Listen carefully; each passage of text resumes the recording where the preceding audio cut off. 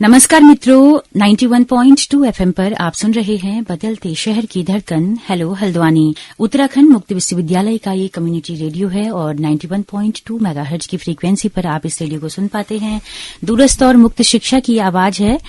दोस्तों, चुनाव बहुत नजदीक हैं, आचार संहिता अभी लगी हुई है, तो आपका अपना रेडियो आपको जागरूक करेगा मतदान देने के लिए, आपको जागरूक करेगा कि क्यों एक लोकतांत्रिक देश की अहमियत है हमारे जीवन में, क्या होता है लोकतंत्र, कैसा होना चाहिए लोकतांत्रिक देश। तो हम चाहते हैं कि हर एक लोकतांत्रिक देश के नागरिक को अपनी पूरी चुनाव प्रणाली अच्छी तरह से पता होनी चाहिए, किस तरह से हमारे वहां चुनाव होते हैं, क्या क्या प्रोसेसेज हैं। ये श्रृंखला दोस्तों हमने शुरू की है आचार संहिता पर। इससे पहले हम बात कर चुके हैं, तो आज दूसरे एपिसोड के तौर पर हम बात करेंगे लोकतंत्र पर और अनिवार्य मतदान जो होता है वो क्या है, क्या वो होना चाहिए और कहाँ पर अनिवार्य मतदान की इस वक्त सुविधा है, कौन कौन से देश कराते हैं और भारत में क्या ये हो रहा है लोक संसदीय चुनाव में या विधानसभा चुनाव में या फिर नगर निगम के चुनाव में भी हो सकता है कि ये हो, तो उसको हम आज जानेंगे।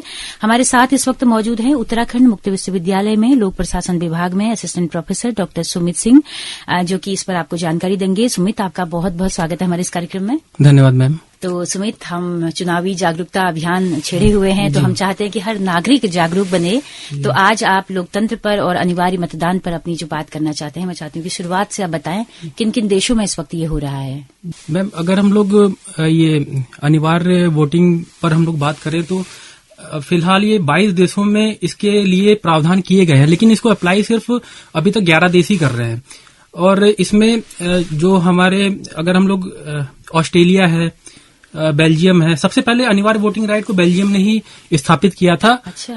1893 में मैम, जबकि आज से लगभग 125 साल पहले अनिवार्य वोटिंग की प्रावधान बेल्जियम ने स्टार्ट किया था। और बेल्जियम ने बेल्जियम में उस वक्त क्या लोकतंत्र होगा या क्या व्यवस्था? जी मैम, उस टाइम में बेल्जियम में लोकतंत्रात्मक ही व्यवस्था थी और मतलब प्योर उसको लोकतंत्र नहीं बोल सकते, लेकिन वो लोकतंत्र के प्रोसेस में वो देश चल रहा था। चुनाव होते हैं तो ऑब्वियसली ये है कि कुछ न कुछ ऐसी प्रक्रिया होगी जिसमें जनता को राइट्स होंगे। जी मैम, तो 1893 में पहले उन्होंने पुरुषों के लिए अनिवार्य वोटिंग राइट स्टार्ट किए थे, फिर 1948 में उन्होंने महिलाओं को भी इसमें इंक्लूड कर दिया। और बेल्जियम की अगर बात करें तो अगर आप वहां पर आप वोट देने से चूकते हैं तो आपको 3 महीने की सैलरी आपकी गवर्नमेंट रोक देगी।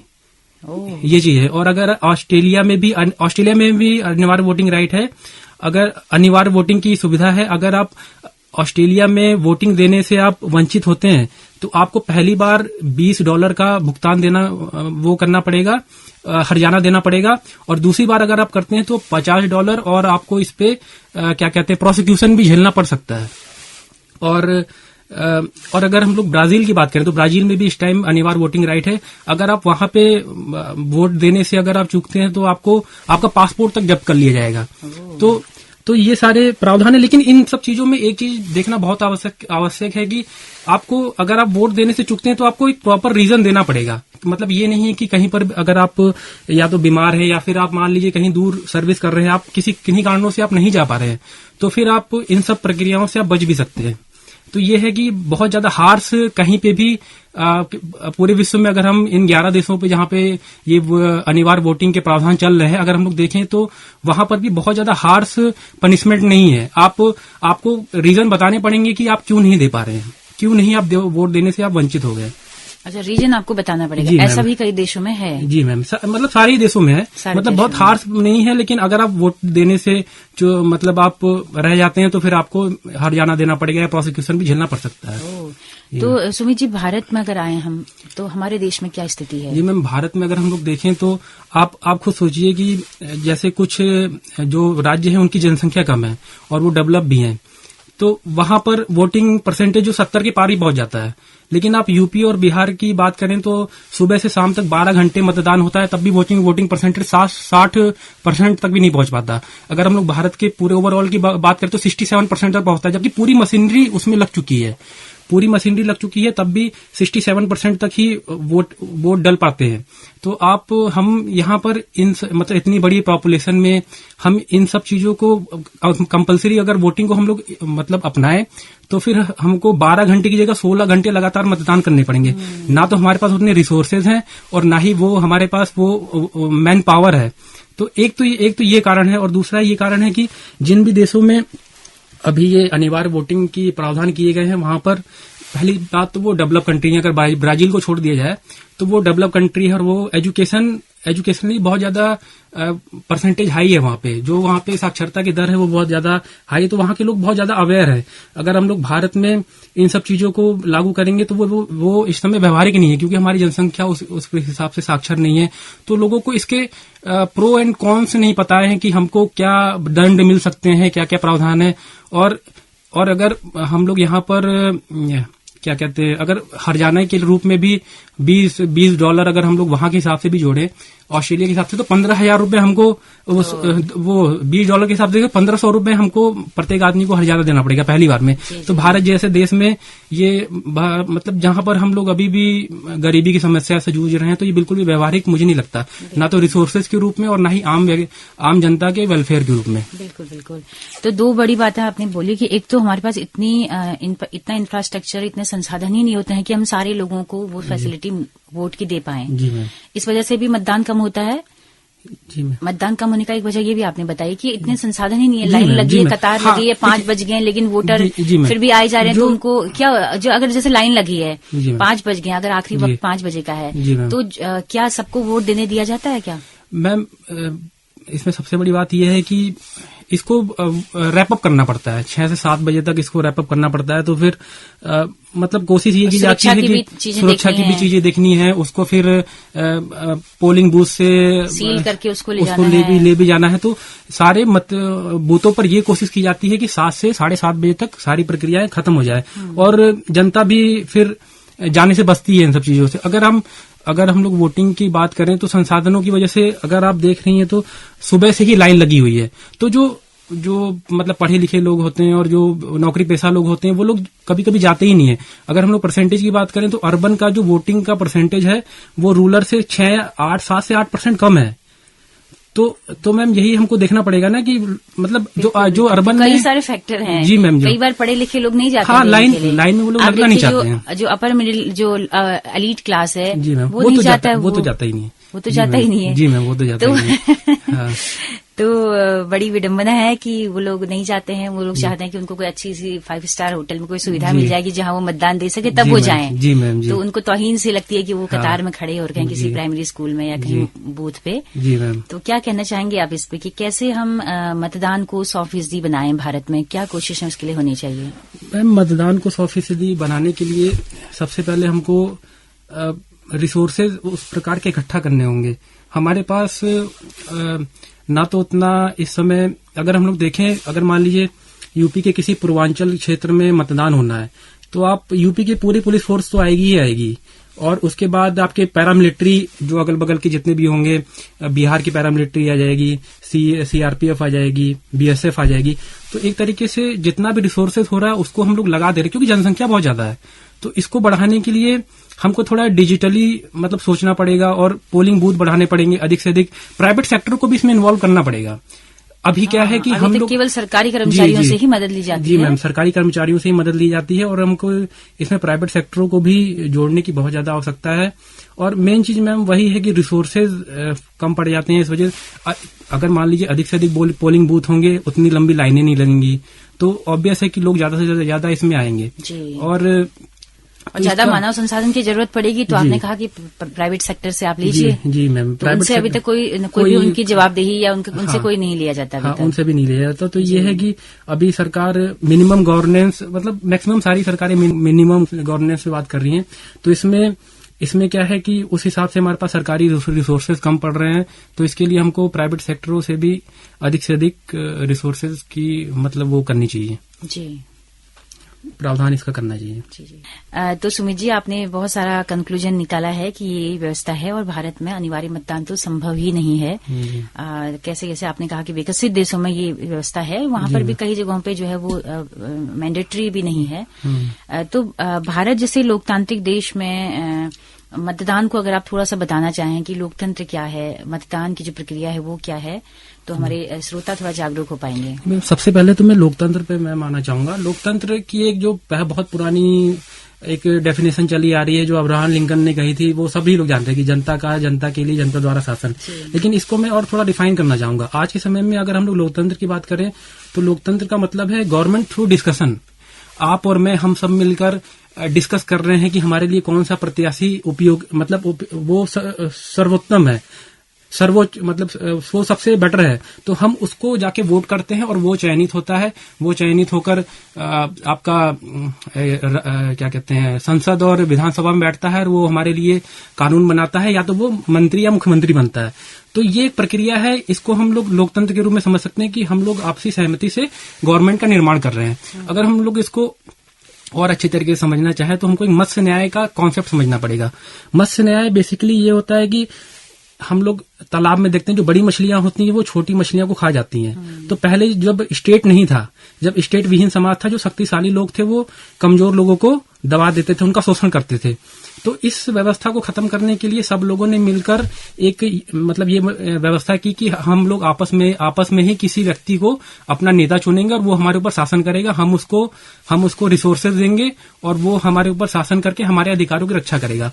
लेकिन उस समय अधिकारों को पूरी तरीके से वेल डिफाइन नहीं किया गया कि क्या क्या अधिकार, क्योंकि उन लोग को अपने अधिकार क्या क्या हो सकते हैं वो पता ही नहीं थे। तो इससे क्या हुआ कि तानाशाही आई, राजतंत्र आया, कुलीन तंत्र आया, और उसके बाद फिर चीजें रिफाइन होती गईं और फिर जब अधिकारों को अच्छी तरीके से डिफाइन कर दिया गया कि हमारे पास समता का अधिकार होना चाहिए, हमारे पास प्राण एवं दैहिक स्वतंत्रता का अधिकार होना चाहिए, धार्मिक अधिकार होने चाहिए, एजुकेशनल राइट्स होने चाहिए और सांस्कृतिक अधिकार होने चाहिए। तो जब हम इन सब चीजों को समझ गए तो फिर एक लोकतंत्र का एक विस्तृत कॉन्सेप्ट निकल के आया कि जनता और सरकार के बीच एक अनुबंध होगा, जिसमें जनता क्या करेगी, अपने प्रतिनिधियों को चुनकर अपने ऊपर शासन करने का हक देगी। लेकिन वो सिर्फ एक शर्त पे देगी, जब आप उनको पॉलिटिकल, व्यक्तिगत, सामाजिक और आर्थिक अधिकार देंगे। आप हमको अधिकार दीजिए, हम आपको सख्ती करते हैं कि आप हमारे पर रूल कीजिए। तो बेसिकली लोकतंत्र को व्यापक स्तर पे हम इसी तरीके से समझ सकते हैं। तो क्या जैसे आपने कहा कि राजतंत्र, कुलीन तंत्र, तब जाके लोकतंत्र अब आधुनिक समय की जो है वो देन है। क्या लोकतंत्र में भी कई तरह के प्रकार होते हैं? जी मैम, लोकतंत्र के अगर हम लोग वर्तमान परिप्रेक्ष्य में देखें प्रकार के बारे में, तो दो प्रकार अभी प्रचलित हैं। एक है डायरेक्ट डेमोक्रेसी और एक है इनडायरेक्ट डेमोक्रेसी। भारत में अभी इनडायरेक्ट डेमोक्रेसी है, और अगर डायरेक्ट डेमोक्रेसी का सबसे अच्छा उदाहरण देखें तो वो स्विट्जरलैंड है। स्विट्जरलैंड में मान लीजिए कोई कानून आता है, तो अगर वो कानून जनता के पोर्टल पे डाल दिया जाएगा, मतलब एक पब्लिक डोमेन में डाल दिया जाएगा, जनता उसको पढ़ेगी, विस्तृत रूप से समझेगी। अगर वो कानून उनके लिए उपयोगी नहीं है तो वो सोशल मीडिया के माध्यम से, पब्लिक सरकारी पोर्टल के माध्यम से सरकार तक वो बात पहुंचाएगी कि हमको ये मतलब कि 30 से 40% लोग, मान लीजिए अगर ज्यादा लोगों ने आपत्ति क्रिएट कर दी वहां पर, तो सरकार फिर वो जो कानून है वो जनता से पास करवाएगी। इसको रेफरेंडम बोलते हैं। तो वो कानून वो जनता से पास करवाती है। तो वहां के जो पब्लिक पॉलिसी में जनता का डायरेक्ट रोल है कि आप मान लीजिए जीएसटी बिल हो गया, तो अधिकतर लोग वहां के अगर असहमत हैं तो फिर वो सरकार जनता के ऊपर छोड़ देगी कि जीएसटी बिल आप ही पास कीजिए। अगर मान लीजिए 51% वहां की जनता ने हाँ कर दी तो फिर वो बिल पास हो गया जी। तो इसको रेफरेंडम बोलते हैं। लेकिन स्विट्जरलैंड में एक चीज ये भी देखना पड़ेगा कि वहां की जो है शिक्षा का दर है वो 99% है। वहां के लोग हाईली एजुकेटेड हैं 99%। तो इसलिए वहां पर डायरेक्ट डेमोक्रेसी, और वहां की जनसंख्या भी कम है। तो वहां पे ये भी प्रावधान है कि आप अपने प्रतिनिधि को कभी भी बुला सकते हैं। अगर मान लीजिए उस कॉन्स्टिट्यूंसी की 51% जनसंख्या अगर चाहती है कि हमारा सांसद अच्छे तरीके से काम नहीं कर रहा, तो 51% जनसंख्या मिलकर अपना वोट दे के उसको कभी भी बुला सकते हैं अपने प्रतिनिधि को। अच्छा। तो ये भी व्यवस्था है। लेकिन ये मैम समझना पड़ेगा कि ये सारी चीजें वहां पे क्यों लागू हुई, क्योंकि पहली चीज तो बहुत शिक्षित समाज है और छोटा देश है। हर वोट की वैल्यू हाँ, है फिर, क्योंकि कोई सोच समझ कर ही आपको मतदान कर रहा है। और मैम छोटा देश है जी। हाँ, और ये तो डायरेक्ट डेमोक्रेसी की बात होगी। भारत जैसे देश में आप लागू नहीं कर सकते इन सब चीजों को, क्योंकि अशिक्षित लोग हैं, शिक्षा का दर कम है और जनसंख्या बहुत ज्यादा है यहाँ पर। और अगर हम लोग इनडायरेक्ट डेमोक्रेसी की बात करें तो इनडायरेक्ट डेमोक्रेसी 2 प्रकार की होती है, एक संसदीय और एक अध्यक्षात्मक। संसदीय में क्या होता है, संसदीय लोकतंत्र हमारे यहाँ है। हम लोग क्या करते हैं, अपने जनप्रतिनिधियों को चुनकर भेजते हैं, वो लोग संसद में जाते हैं और उन्हीं जनप्रतिनिधियों से कार्यपालिका का निर्माण होता है। जैसे हमारे यहाँ जो भी कार्यपालिका में प्रधानमंत्री हुए और स्टेट में मुख्यमंत्री हुए, तो वो विधायिका से ही चयनित होते हैं। डायरेक्ट हम उनका चुनाव नहीं करते, तो इसको संसदीय व्यवस्था बोलते हैं, सिस्टम बोलते हैं। लेकिन अगर हम लोग अध्यक्षात्मक व्यवस्था की बात करें तो वहां पे पावर ऑफ सेपरेशन है। वहां का जो अध्यक्ष होगा, जो कार्यपालिका का अध्यक्ष होगा, राष्ट्रपति, वहां वो जनता के द्वारा चुना जाएगा। वैसे इनडायरेक्ट तो वहां पे भी होता है कि लेकिन वो उसका विधायिका से कोई संबंध नहीं है। वो जनता के द्वारा एक इलेक्टोरल कॉलेज निर्धारित होगा। वो इलेक्टोरल कॉलेज जो होता है वो राष्ट्रपति का चयन करता है। तो और जो अपने मंत्रिमंडल में जो भी लोग को लेगा वो विधायिका से नहीं लेगा। भारत में क्या है कि मुख्यमंत्री अपने मंत्रिमंडल में जितने भी लोग को ले रहे हैं वो विधायिका से ही होंगे, ये तो कंपल्सरी है। लेकिन अमेरिका में विधायिका और कार्यपालिका का पूरा सेपरेशन है। कार्यपालिका के लोग विधायिका में नहीं जा सकते, विधायिका लोग कार्यपालिका में नहीं जा सकते। तो ये एक पावर ऑफ सेपरेशन है। तो वहां की लोकतांत्रिक व्यवस्था को हम लोग अध्यक्षात्मक बोलते हैं और भारतीय लोकतांत्रिक व्यवस्था को हम संसदीय बोलते हैं। तो अध्यक्षता वाले में फिर राष्ट्रपति अपना मंत्रिमंडल कहाँ से चुनता है? मैम यही तो मतलब काफी अच्छी, मतलब ये चीजें कुछ अच्छी मतलब मानी जा सकती हैं, क्योंकि वो बड़े बड़े लोगों को चुनते हैं, वैज्ञानिकों को चुनते हैं, बड़े बड़े अर्थशास्त्रियों को चुनते हैं। तो वहां पे स्पेशलाइजेशन ज्यादा है। अब जैसे और विधायिका में वहां पर कौन से लोग होते हैं जो प्रांतों से चुन के आते हैं? हाँ, प्रांत सिस्टम। हाँ, जैसे वहां पे मैम आपके जो सीनेट में जाएंगे मेंबर, सीनेट में वहां पे 100 सीटें हैं और 50 स्टेट हैं। तो सीनेट में आपके 2 मेंबर, प्रत्येक राज्य से आपके 2 मेंबर चुन के जाएंगे। और वहां पे हाउस ऑफ रिप्रेजेंटेटिव है, तो उसमें 400 से अधिक सीट हैं, तो वो भी प्रांतों से ही वहां पे चुन कर आते हैं। उनके अलग अलग कॉन्स्टिट्यूंसी के हिसाब से वो सब चुन के आते हैं। लेकिन सीनेट वहां का हमारे राज्यसभा की तरह वहां का सीनेट है। सीनेट में प्रत्येक राज्य से 2 मेंबर ही आ सकते हैं वहां पे। अच्छा, जी। तो सुमित जी बहुत अच्छे तरीके से आप समझा रहे हैं, बता रहे हैं कि किस तरह से है भारत में। जैसे आपने कहा कि शिक्षित समाज है तो फिर हर वोट की एक बहुत ही वैल्यू हो जाती है। हमारे वहाँ वोट जो है वो प्रभावित होते हैं। कोई अपनी पति के कहने पे पत्नियां दे रही हैं, या परिवार के मुखिया के कहने पे पूरा परिवार वोट डालने जाता है। और महिलाएं बहुत बड़े पैमाने पर शिक्षित हैं तो वो भी मतलब किसी न किसी के कहने पर वोटिंग हो रही होती है। तो कब यहाँ बदलाव आएगा? आपको क्या लगता है कि जब शिक्षा ही इसको बदलेगी क्या? मैम इसको एकमात्र मेरे हिसाब से तो इसको बदलने का एकमात्र जो रास्ता है वो शिक्षा ही है। क्योंकि जब तक हम शिक्षित नहीं होंगे अपने अधिकारों को हम समझ ही नहीं सकते अच्छी तरीके से। और शिक्षा का मतलब भी ये नहीं है कि जो हमारे यहाँ 11वें जनगणना के हिसाब से 74.04 जो % साक्षरता का आया, उससे इसका कोई लेना देना ही नहीं है। क्योंकि आप सिर्फ अगर पढ़ ले रहे हैं किसी चीज को तो वो मतलब हमको हाईली साक्षर होना और शिक्षित होना वो अलग अलग चीजें हैं मैम, अलग अलग चीजें। मतलब आपको अवाकफ आ गई, आपको लिखना पढ़ना आ गया, लेकिन आपको अगर सोच समझदारी नहीं है कि आपको मतलब किसको कैसे देना है। हाँ, हमको तार्किक होना पड़ेगा, हमको समझना पड़ेगा कि क्या चीजें सही हैं और क्या चीजें नहीं सही हैं। और हमको मूल्यांकन करना पड़ेगा कि कौन सा कैंडिडेट हमारे लिए सही है, कौन सा कैंडिडेट नहीं सही है। और इसमें एक चीज और मैं मैम बोलना चाहूंगा कि क्योंकि शिक्षा की बात हुई है तो एक बहुत ही बड़ा कॉन्सेप्ट है लोकतंत्र। मतलब हम लोग पुरानी सारी व्यवस्थाओं से तो लोकतंत्र बहुत अच्छा है, लेकिन लोकतंत्र अपने आप में ध्येय नहीं है। किसी भी लोकतंत्र से भी अच्छी व्यवस्था है। मतलब लोकतंत्र को आप ये मत मान के चलिए कि लोकतंत्र सुप्रीम है। लोकतंत्र सुप्रीम है ही नहीं। इससे जो अच्छी व्यवस्था है उसके बारे में मैं आपको बताता हूँ। लोकतंत्र को जब हम लोग मेरिटोक्रेसी से जोड़ देंगे तो वो व्यवस्था सर्वश्रेष्ठ है। अच्छा। हाँ, जब हम लोग मेरिटोक्रेसी मतलब ये कि जब पढ़े लिखों का शासन होगा। अगर मान ली आप ये तो कह रहे हैं कि आईएएस के लिए ये क्वालिफिकेशन, बीएड के लिए आप शिक्षित होने के लिए मतलब आपको शिक्षक होने के लिए नए आप मतलब प्रावधान किए जा रहे हैं। मतलब ये डिग्री वो डिग्री और जितनी भी बड़ी बड़ी पोस्टें हैं उस पर आप ये तो करे जा रहे हैं कि आपको ये स्पेशलाइजेशन वो स्पेशलाइजेशन करना है, लेकिन आपको नेता बनने के लिए कोई स्पेशलाइजेशन नहीं करना है। तो ये सबसे बड़ी चीज है। तो लोकतंत्र प्लस मेरिटोक्रेसी, अगर ये दोनों मिल जाते हैं तब एक समाज बहुत ही विकसित, और ये सारी चीजें मैम यूरोप के देशों में है, क्योंकि यूरोप के देशों में जनता शिक्षित है, तो वहां के जो चुन के आ रहे हैं वो भी हाईली एजुकेटेड हैं, तो वहां पे एक मेरिटोक्रेसी का हमको कॉन्सेप्ट देखने को मिल रहा है। तो अगर हम भारत एक प्योर डेमोक्रेसी है, लेकिन इसको प्योर डेमोक्रेसी को अगर हम लोग मेरिटोक्रेसी के साथ जोड़ें तो भारत के लिए भी ये बहुत अच्छा होगा, पूरे विश्व के लिए भी जहां भी व्यवस्था आएगी बहुत अच्छा होगा।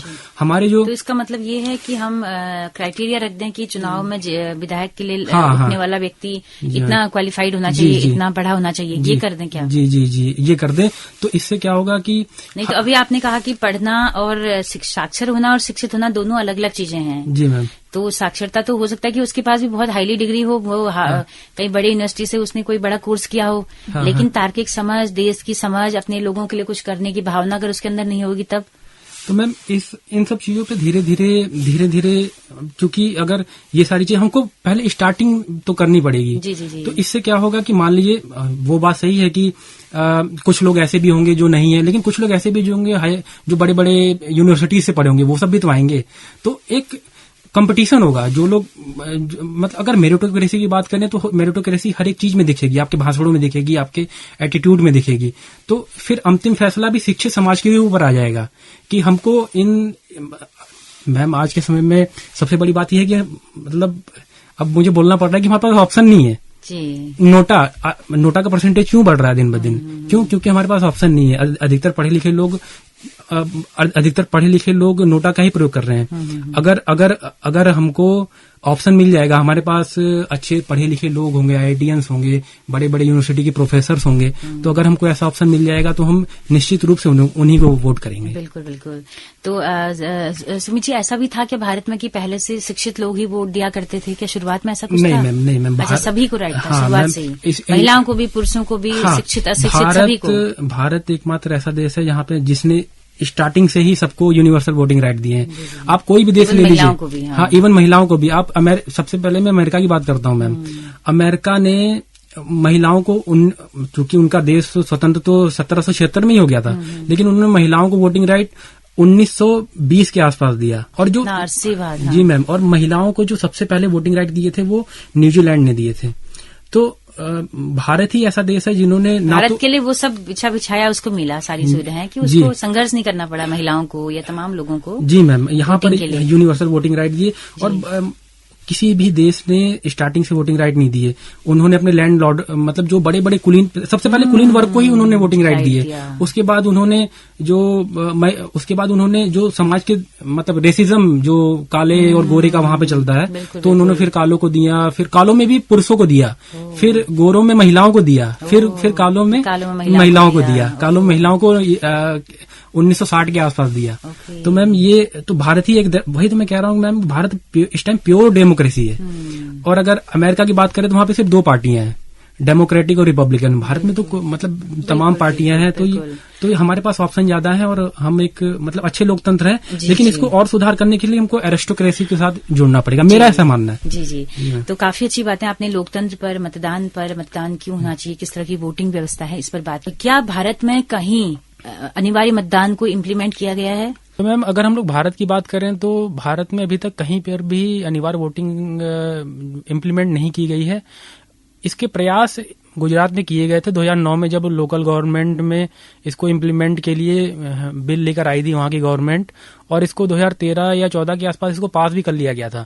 लेकिन इसको वहां की हाईकोर्ट ने इस पे स्टे लगा दिया और इसको इम्प्लीमेंट करने से मना कर दिया। तो भारत में अगर हम लोग अनिवार्य वोटिंग के इम्प्लीमेंटेशन की बात करें तो अभी तक कहीं पर भी इसको इम्प्लीमेंट नहीं किया गया है। तो ये हालांकि होने को तो एक बहुत अच्छी व्यवस्था होती कि सारे लोग वोटिंग करते, भले ही वो लोकल चुनाव हो, और लोकल चुनाव में होता भी है, पार्टिसिपेंट ज्यादा होता है। जिस तरह से हम देखते हैं कि संसदीय चुनावों में कम लोग पार्टिसिपेट करते हैं क्योंकि दायरा बहुत बड़ा होता है, पोलिंग बूथ बहुत दूर दूर होते हैं। वहीं विधानसभा चुनाव में थोड़ा ज्यादा वोटिंग होती है और पंचायत चुनाव में उससे ज्यादा होती है। मतलब अधिकांश लोग लेते ही है भाग, जो या तो फिर बाहर होंगे, प्रवासी होंगे, वो कम से कम नहीं आ पाते हैं। अच्छी व्यवस्था ये हो कि सब लोग शिक्षित हों, सब लोग वोट करें, सबको संसाधन मिले। तो ऐसे ही हम उम्मीद करते हैं कि भारत जल्दी ही इस दिशा में आगे बढ़े। तो सुमित जी, बहुत अच्छी जानकारी आपने दी, आपका बहुत बहुत शुक्रिया हमारे हमारे तमाम श्रोताओं को चुनावी इस अभियान में जागरूक करने के लिए आपका बहुत बहुत शुक्रिया। बहुत बहुत धन्यवाद मैम जी। तो दोस्तों, आप सबका भी बहुत बहुत शुक्रिया इस कार्यक्रम में अंत तक हमारे साथ बने रहने के लिए। अगर ये अभियान, ये कार्यक्रम आपको पसंद आ रहा हो तो अपना फीडबैक हमें जरूर दीजिएगा। आपकी कोई क्वेरीज हो, आपके कोई सवाल हो तो हमसे जरूर पूछिएगा। हमारे जो एक्सपर्ट्स हैं यहाँ पर पॉलिटिकल साइंस डिपार्टमेंट के और लोक प्रशासन डिपार्टमेंट की फैकल्टी जो बहुत बेहतरीन यहाँ पर है, वो आपको सारे सवालों के जवाब देगी। तो आपके फीडबैक का इंतजार रहेगा। इसी के साथ अपने रेडियो मित्र सुनीता भास्कर को दीजिए इजाजत। नमस्कार।